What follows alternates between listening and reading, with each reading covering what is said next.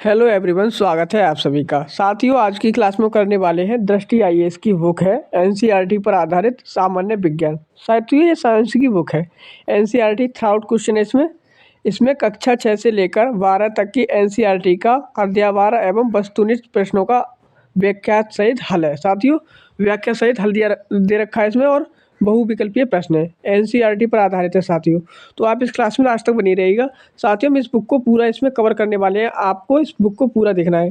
साथियों, इस क्लास में हम 5 चैप्टर को पूरा करेंगे। साथियों, कितने चैप्टर को? 4 या 5 चैप्टर को इसमें करने वाले हैं, नहीं तो क्योंकि क्लास लंबी हो जाती है। चलिए साथियों, देखिएगा इसमें कौन कौन से चैप्टर दे रखे हैं। देखिए साथियों, ये है कक्षा 6 की एनसीईआरटी के जिसमें ये चैप्टर दे रखे हैं। भोजन यहाँ कहाँ से आता है, भोजन के घटक, तंतु से वस्त्र तक और वस्तुओं के समूह बनाना। ये यहाँ तक हम इसको कवर करने वाले 4 चैप्टर को, तो आप क्लास को लास्ट तक देखना है। चलिए शुरू करते हैं। भोजन यह कहाँ से आता है, भोजन यह कहाँ से आता है। देखिए साथियों, इसमें ये 10th की है और ये 12th की है। सारी एनसीईआरटी इसमें दे रखी हैं। देखिए साथियों, जो 6th क्लास का पहला चैप्टर आ गया विज्ञान। विज्ञान में है भोजन यह कहाँ से आता है। देखिए साथियों,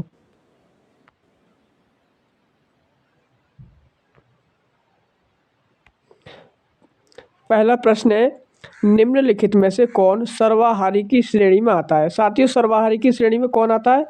जो लोग शाकाहारी और मांसाहारी दोनों होते हैं, मांस एवं शाक दोनों खाते हैं। तो यहाँ पर कौन सा राइट आंसर हो जाएगा? जिनमें ए तथा बी दोनों गुण हों। ऑप्शन सी राइट आंसर हो जाएगा। शाकाहारी हो और मांसाहारी हो, दोनों हो। देखिए साथियों, जो जंतु केवल पादप खाते हैं उन्हें शाकाहारी, तथा जो केवल जंतुओं को खाते हैं उन्हें मांसाहारी कहते हैं।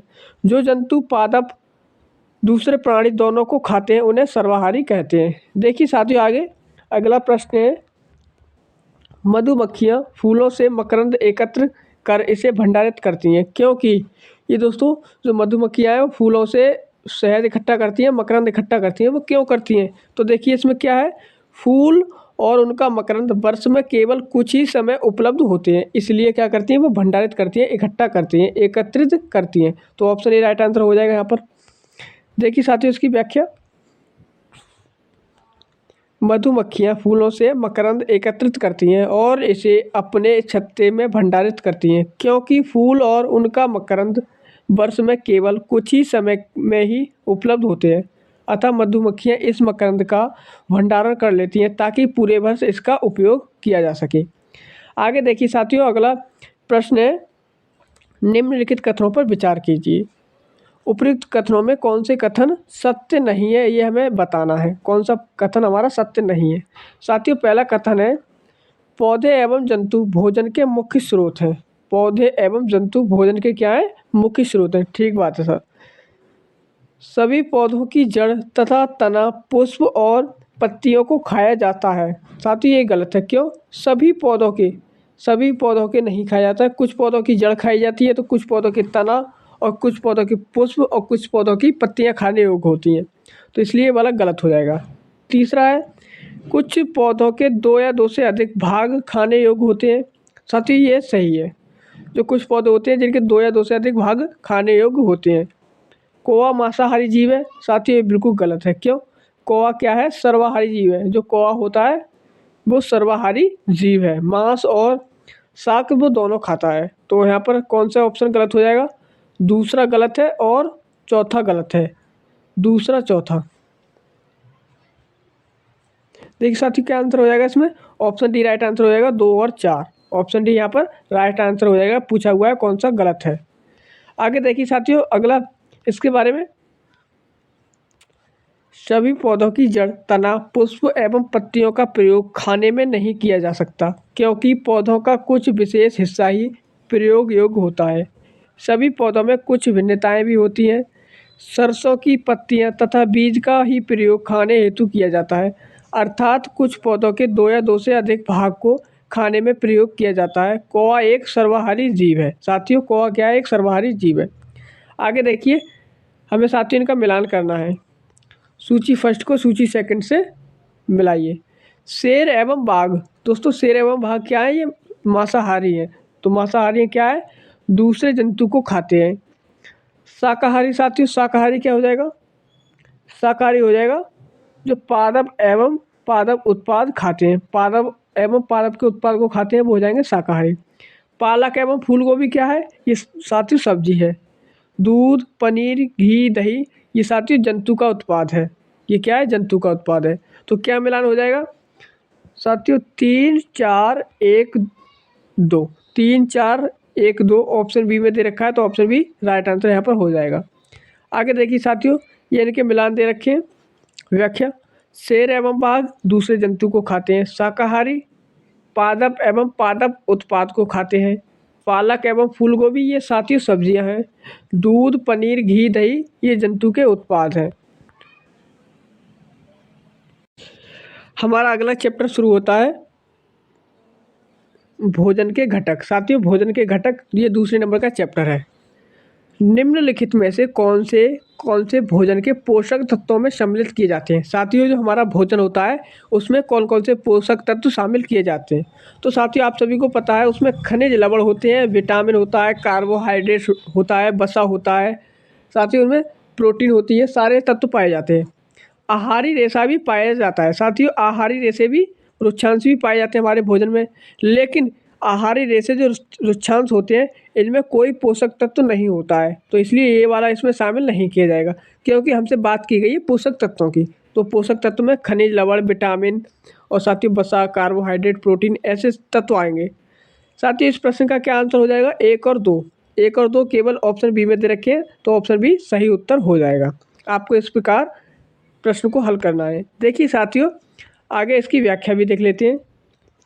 भोजन के मुख्य पोषक तत्वों में कार्बोहाइड्रेट, प्रोटीन, वसा, विटामिन तथा खनिज लवण सम्मिलित किए जाते हैं। इसके अतिरिक्त भोजन में आहारी रेशे जिन्हें कहते हैं वृक्षांश और जल भी होता है। वृक्षांश हमारे शरीर को कोई भी पोषक प्रदान नहीं करते। तो साथियों भोजन में तो पाए जाते हैं परंतु कोई भी पोषक प्रदान नहीं करते हैं। आगे देखिए साथियों दूसरा प्रश्न है हमारा, भोजन के विभिन्न पोषक तत्वों के संदर्भ में निम्नलिखित कथनों पर विचार कीजिए। साथियों 3 कथन दे रखे हैं और सही कथन हमें बताना है। कार्बोहाइड्रेट तथा वसा हमारे शरीर के मुख्य रूप से ऊर्जा प्रदान करते हैं। ठीक बात है साथियों। प्रोटीन तथा खनिज लवण हमारे शरीर की वृद्धि तथा अनुरक्षण के लिए आवश्यक होते हैं। ये भी सही है। विटामिन हमारे शरीर की रोगों से रक्षा करने में सहायक करते हैं। साथियों ये भी सही है। इसमें साथियों तीनों कथन सही है, तब आंसर क्या हो जाएगा? आंसर हो जाएगा ऑप्शन डी उपयुक्त सभी सही है। ऑप्शन डी 1 2 और 3 ठीक है। देखिए साथियों इनके बारे में इसकी व्याख्या। उपयुक्त तीनों कथन सही है। कार्बोहाइड्रेट और वसा से शरीर को ऊर्जा मिलती है। प्रोटीन तथा खनिज लवण शरीर की वृद्धि एवं अनुरक्षण के लिए आवश्यक हैं। विटामिन हमारे शरीर को रोगों से रक्षा करते हैं, रोगों में रक्षा करने में सहायता देते हैं, जबकि वृक्षांश बिना पचे भोजन को बाहर निकालने में हमारे शरीर की सहायता करता है।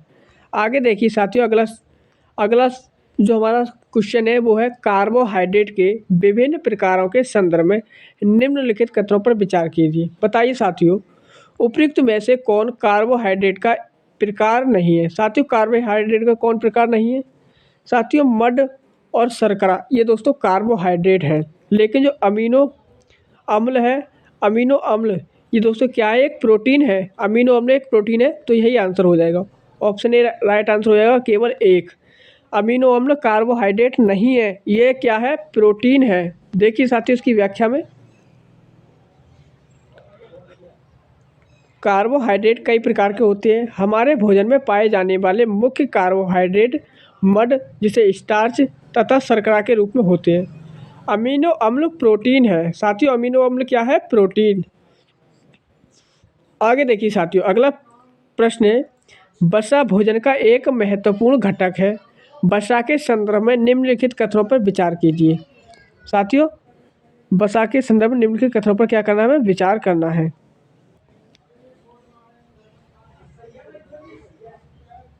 देखिए साथियों भोजन में वसा की अत्यधिक मात्रा मोटापे का कारण बनती है। ये तो आप सभी जानते हैं साथियों। सही है। वसा शरीर को ऊर्जा प्रदान करती है। साथियों ये भी ठीक बात है, जो वसा होती है वो शरीर को ऊर्जा प्रदान करती है।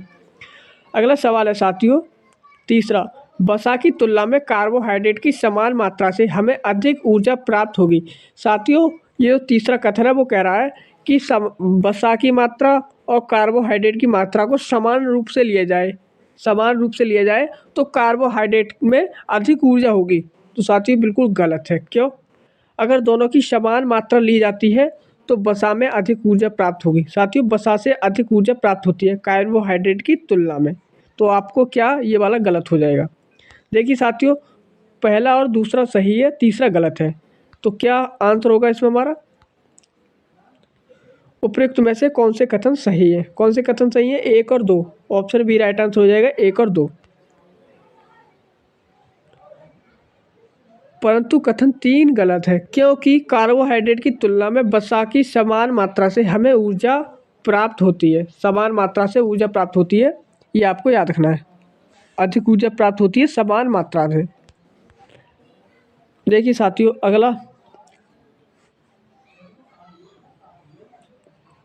अगला क्वेश्चन है, पोषक तत्वों के अलावा जल भी पोषक का हिस्सा होता है। इस रूप में जल के संदर्भ में निम्नलिखित कथनों पर विचार कीजिए और सही कथन बताना है। कथन सही है। देखिए साथियों कुछ सीमा तक शरीर के लिए आवश्यक जल की पूर्ति खाद्य पदार्थों में उपस्थित जल से होती है। एकदम सही है साथियों। जल भोजन में उपस्थित पोषकों को अवशोषित करने और मूत्र तथा पसीने के रूप में अपशिष्ट पदार्थों को शरीर से बाहर निकालने में सहायता करता है। साथियों ये भी सही है, ये भी सही है साथियों। इसमें दोनों कथन सही हैं। तो क्या आंसर हो जाएगा? ऑप्शन सी 1 और 2 दोनों सही हैं। देखिए साथियों दोनों कथन सही है। सामान्यतः हमारे शरीर को जितने जल की आवश्यकता होती है वह हमें उन वस्तुओं से प्राप्त होता है जिन्हें हम द्रव के रूप में लेते हैं, जैसे कि जल, दूध और चाय इत्यादि। जल भोजन में उपस्थित पोषकों को अवशोषित करने और अपशिष्ट को शरीर से बाहर निकालने में सहायक होता है। आगे देखिए साथियों हमारा अगला प्रश्न है, सूची फर्स्ट को सूची सेकंड से सुमेलित करना है, मिलाना है। देखिए साथियों किस प्रकार मिलाएंगे इसको। एक तरफ है हमारे विटामिन्स, दूसरी तरफ है दोस्तों अभावजन्य रोग। साथियों अभावजन्य रोग से मतलब होता है काफ़ी समय तक जिन पोषक तत्वों की हमें कमी रहती है उनसे जो रोग उत्पन्न होते हैं उन्हें कहते हैं अभावजन्य रोग। देखिए साथियों विटामिन ए की कमी से आप सभी को पता है दृष्टिहीनता रोग होता है। साथियों दृष्टिहीनता रोग होता है विटामिन ए की कमी से। विटामिन बी1 की कमी से बेरी रोग होता है। विटामिन सी की कमी से स्कर्वी रोग होता है। विटामिन डी की कमी से रिकेट्स रोग होता है। तो ये रोग होते हैं विटामिन की कमी से। विटामिन ए की कमी से दृष्टिहीनता या रतौंधी रोग होता है। साथियों इसके मिलान कर लीजिएगा। ए पर 3 साथियों ए पर 3 है और वी पर 1 और सी पर 4 314 ऑप्शन ए में दे रखा है। तो ऑप्शन ए राइट आंसर हो जाएगा हमारा। ऑप्शन ए राइट आंसर हो जाएगा। साथियों इनके एक बार देखिए यहाँ पर विटामिन ए की कमी से दृष्टिहीनता रतौंधी होती है। कमज़ोर दृष्टि, अंधेरे रात में कम दिखाई देना, कभी कभी पूरी तरह दिखाई देना बंद हो जाना रतौंधी के लक्षण है। साथियों रतौंधी के लक्षण है ये। विटामिन बी1 की कमी से बेरी रोग होता है। दुर्बल पेशियां और काम करने की ऊर्जा में कमी इस रोग के लक्षण है। विटामिन सी की कमी से स्कर्वी रोग होता है।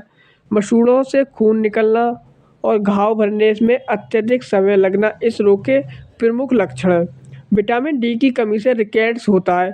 इसमें अस्थियां मुलायम होकर मुड़ने लगती है। आगे देखिए साथियों निम्नलिखित में से कौन से कथन असत्य हैं। असत्य कथन बताने हैं साथियों। विटामिन ए त्वचा और आँखों को स्वस्थ रखता है। साथियों सही है। विटामिन ए जो है वो आँखों और त्वचा को स्वस्थ रखता है। एकदम सही बात है। विटामिन बी1 घाव भरने में सहायक होता है। साथियों बिल्कुल गलत है। विटामिन बी1 जो होता है साथियों वो कार्बोहाइड्रेट में पाचक होता है। कार्बोहाइड्रेट के पाचन में सहायक होता है। घाव भरने के लिए तो विटामिन सी होता है। साथियों विटामिन सी से घाव भरते हैं। तो दूसरा गलत हो जाएगा। विटामिन सी रोगों से लड़ने में सहायक होता है। ये वाला सही है। विटामिन डी हमारी अस्थियों और दांतों के लिए कैल्शियम का उपयोग करने में हमारे शरीर की सहायता करती है, ये भी सही है साथियों। इसमें साथियों कौन सा गलत है? ऑप्शन बी हमारा इसमें गलत है। असत्य कथन हमसे सवाल में पूछा हुआ है, तो आंसर क्या हो जाएगा? Option B. B right answer हो जाएगा, ऑप्शन बी। आगे देखिए साथियों, क्योंकि विटामिन बी वन कार्बोहाइड्रेट के पाचन में सहायक होता है, घाव भरने में सहायक विटामिन विटामिन सी होता है। विटामिन सी भोजन पकाने में गर्मी से आसानी से नष्ट हो जाता है। आगे देखिए साथियों, निम्नलिखित युग्मों पर विचार कीजिए। एक तरफ देखें खनिज और दूसरी तरफ देखें अभावजन्य रोग। साथियों अभावजन्य रोग का क्या मतलब होता है? जो काफ़ी टाइम से हमें जो खनिज पदार्थ नहीं मिलते हैं, पोषक तत्व नहीं मिलते हैं, उनके अभाव से रोग उत्पन्न होता है, वो अभावजन्य रोग होते हैं। देखिए साथियों, कैल्शियम की कमी से अस्थि क्षय होता है। आयोडीन की कमी से घेंगा या गाइटर रोग होता है। सही है, ये दोनों तो सही है। लोहों की कमी से दंत क्षय ये नहीं होता साथियों। जो लोहा होता है आयरन की कमी से हमें खून की कमी होती है, तो इसलिए ये वाला गलत हो जाएगा। कौन सा ये गुण सुमेलित है? एक और दो। ऑप्शन ए राइट आंसर हो जाएगा, केवल एक और दो सही सुमेलित हैं। देखिए साथियों, लंबी अवधि तक पोषकों के अभाव के कारण होने वाले रोग अभावजन्य रोग कहलाते हैं। कैल्शियम की कमी से अस्थियां एवं दंत क्षय से संबंधित विकार होता है। आयोडीन की कमी से घेंगा होता है। गर्दन की ग्रंथि का फूलना और बच्चों में मानसिक विकलांगता इसके प्रमुख लक्षण हैं। लोह की कमी से आरक्तता का मतलब है साथियों खून की कमी होती है। इस कारण रोगी कमजोरी का अनुभव करता है। आगे देखिए साथियों, अगला सवाल है हमारा, मानव शरीर में धीमी वृद्धि निम्नलिखित में से किस कमी के कारण होती है? तो आप सभी को पता होना चाहिए साथियों, प्रोटीन की कमी से। प्रोटीन की कमी से क्या होता है? मानव शरीर की धीमी वृद्धि होती है, तो ऑप्शन बी राइट आंसर हो जाएगा, प्रोटीन।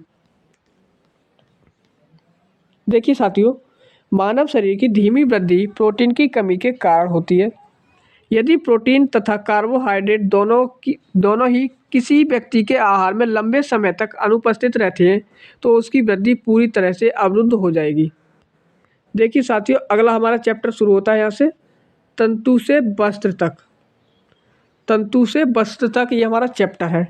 देखिए साथियों, पहला चैप्टर है, तागा या धागा पतले तंतुओं से मिलकर बनता है। इन तंतुओं के संदर्भ में निम्नलिखित कथनों में से कौन सा कथन सही नहीं है?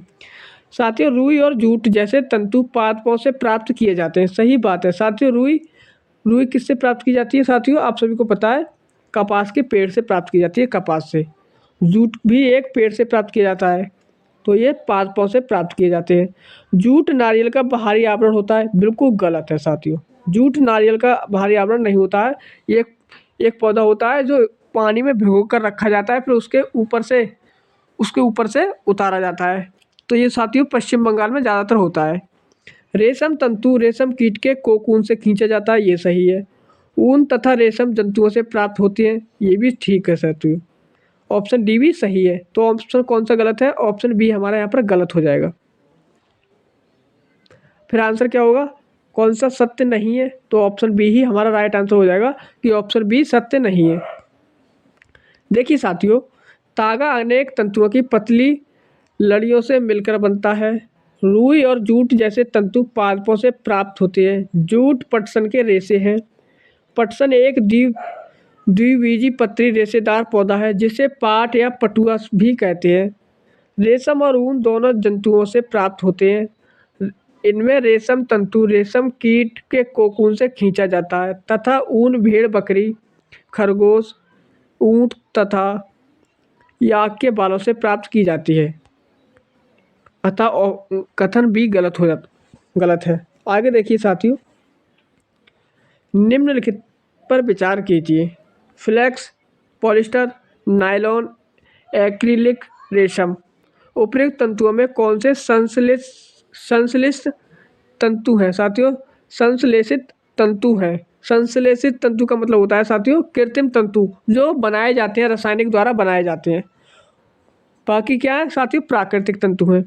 तो साथियों जो फ्लेक्स होता है, फ्लेक्स और रेशम क्या है, ये दोस्तों प्राकृतिक है। क्या है साथियों? प्राकृतिक है। लेकिन पॉलिस्टर, नायलॉन और एक्रिलिक ये क्या है साथियों? संश्लिष्ट है। तो क्या आंसर हो जाएगा? ऑप्शन बी 2, 3 और 4 ये ऑप्शन राइट आंसर हो जाएगा। देखिए साथियों, कपास, जूट को कहते हैं फ्लेक्स। रेशम तथा ऊन के तंतु पादपों तथा जंतुओं से प्राप्त किए जाते हैं, इन्हें प्राकृतिक तंतु कहते हैं। ऐसे रासायनिक पदार्थों से निर्मित तंतु जिनका स्रोत पादप तथा जंतु नहीं है, संश्लिष्ट तंतु कहलाते हैं। पॉलिएस्टर, नायलॉन और एक्रिलिक संश्लिष्ट जंतुओं के उदाहरण हैं। आगे देखिए साथियों, भारत में पटसन जूट की खेती प्रमुख रूप से की जाती है। तो भारत में पटसन और जूट की खेती कहाँ कहाँ की जाती है? पश्चिम बंगाल में, बिहार में, असम में की जाती है। साथियों केरल में नहीं की जाती है। तो ऑप्शन कौन सा सही हो जाएगा? 1, 3, 4। 1, 3, 4 ऑप्शन सी में देखें तो ऑप्शन सी राइट आंसर हो जाएगा। 1, 3, 4। भारत में पटसन की खेती वर्षा ऋतु में की जाती है। पटसन की खेती प्रमुख रूप से पश्चिम बंगाल, बिहार तथा असम में की जाती है। देखिए साथियों आगे है, निम्नलिखित कथनों पर विचार कीजिए। पटसन जूट पादपों का पुष्पन अथवा अवस्था में काटते हैं। साथियों पटसन होती है जूट को जो पादप होता है, जो पौधा होता है, वो उस पर पुष्प खिलता है, तब उसकी अवस्था में काटते हैं। एकदम ठीक बात है साथियों। पटसन के तनों को कुछ दिनों तक जल में डुबो कर रखते हैं। साथियों ये भी सही है। जो पटसन का पौधा होता है उसका गट्ठर बना के कुछ दिनों तक उसको जल में डुबो कर रखते हैं। रेशे से धागा बनाने की प्रक्रिया को कताई कहते हैं। साथियों क्या कहते हैं? कताई। साथियों ये भी ठीक है। तीनों कथन सही हो गए तो सारे कथन हमारे सही हो जाएंगे। आंसर हो जाएगा ऑप्शन डी 1 और 2, 3। सामान्यतः पटसन पादप को पुष्पन अवस्था में काटते हैं। फसल कटाई के पश्चात पादपों के तनों को कुछ दिनों तक जल में डुबोकर रखते हैं। जल में डुबाने से तने गल जाते हैं और पटसन तंतुओं को पृथक कर लिया जाता है। कताई की प्रक्रिया में रूह के एक पुंज के रेशों को खींचकर ऐंठते हैं। ऐसा करने से रेशे पास पास आ जाते हैं और तांगा बन जाता है। आगे देखिए साथियों, हमारा चौथा चैप्टर शुरू होता है, वस्तुओं के समूह बनाना। साथियों वस्तुओं के समूह बनाना। पहला सवाल है, निम्नलिखित पर विचार कीजिए। उपरोक्त में से कौन से जल में विलय हैं? साथियों कौन कौन से पदार्थ जल में विलय हैं? तो ऑक्सीजन तो आप सभी को पता है कि जल में विलय है, क्योंकि H2O उसमें साथियों ऑक्सीजन खुद पाया जाता है। सिरका भी क्या है? ये भी जल में विलय है। साथियों नींबू का रस ये भी जल में विलय है, लेकिन मिट्टी का तेल नहीं है जल में विलय। इसमें 1, 2, 4 ये हमारा आंसर हो जाएगा। 1, 2, 4 ऑप्शन सी हमारे यहाँ पर राइट आंसर हो जाएगा।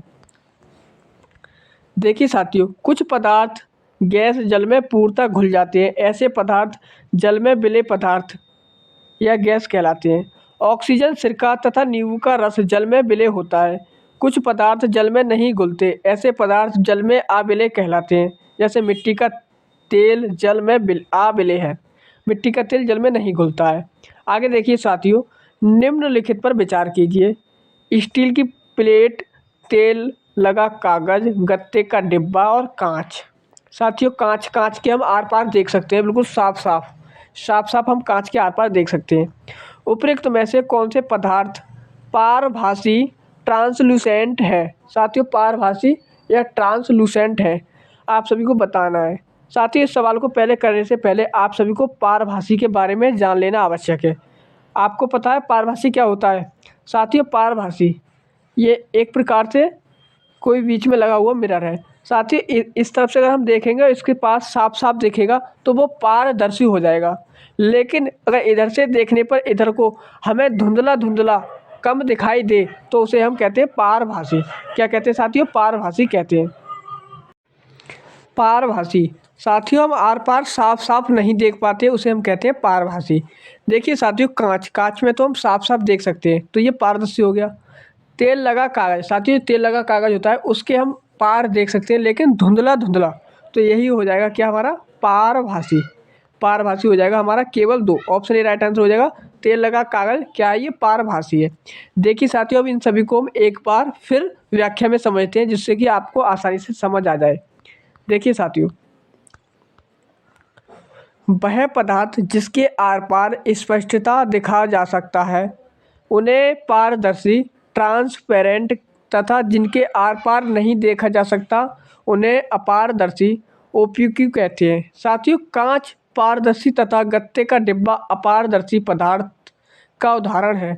ऐसे पदार्थ जिनके आर पार देखा तो जा सकता है परंतु बहुत स्पष्ट नहीं देखा जा सकता उन्हें पारभासी, ट्रांसलूसेंट पदार्थ कहते हैं, जैसे कि तेल लगा कागज, तेल लगा कागज। देखिए साथियों, निम्नलिखित कथनों पर विचार कीजिए। तीसरा क्वेश्चन हमारा ये पहला है साथियों, विभिन्न प्रकार के पदार्थ के गुण भिन्न भिन्न होते हैं। कुछ पदार्थ दिखावट में चमकदार होते हैं। साथियों, बिल्कुल सही बात है। आप सभी को पता है कि विभिन्न प्रकार के जो पदार्थ होते हैं उनके सभी के गुण अलग अलग होते हैं। कुछ पदार्थ दिखावट में चमकदार होते हैं, जैसे कि स्टील चमकता है, कांच चमकता है, तो वो क्या है, चमकदार होते हैं। दूसरा कथन है, हमारे चारों ओर की वस्तुएं एक ही पदार्थ से बनी हैं। पदार्थों का उपयोग बहुत सी वस्तुओं के निर्माण में किया जा सकता है। साथियों, ये वाला गलत है। क्यों? जो पदार्थ होते हैं हमारे चारों ओर साथियों अनेक वस्तु दिखाई देती हैं, वो साथियों एक ही पदार्थ की नहीं बनी नहीं होती हैं। कोई लकड़ी का होता है, कोई लोहे का होता है, कोई स्टील का होता है, कोई प्लास्टिक का होता है, सारे अलग अलग होते हैं। तो ये वाला बिल्कुल गलत हो जाएगा। साथियों, प्रश्न में पूछा है उपरोक्त में से कौन सा या कौन से कथन सत्य नहीं है, गलत कथन बताना है। अब आपको मिल गया गलत कथन कौन सा है, दूसरा हमारा गलत है। तो आंसर क्या हो जाएगा, वी, केवल दूसरा गलत है। आगे देखिए साथियों, हमारे चारों ओर की वस्तुएं अनेक प्रकार के पदार्थों से बनी है, ना कि एक ही पदार्थ से। अब साथियों, हमारे 4 चैप्टर पूरे हो गए। अगली क्लास जो आएगी हमारी वो इस चैप्टर से आएगी, पदार्थों का पृथक्करण से। तो साथियों, इस क्लास को हम यहीं तक रखते हैं। मिलेंगे अगली क्लास में, तब तक के लिए जय हिंद, जय भारत।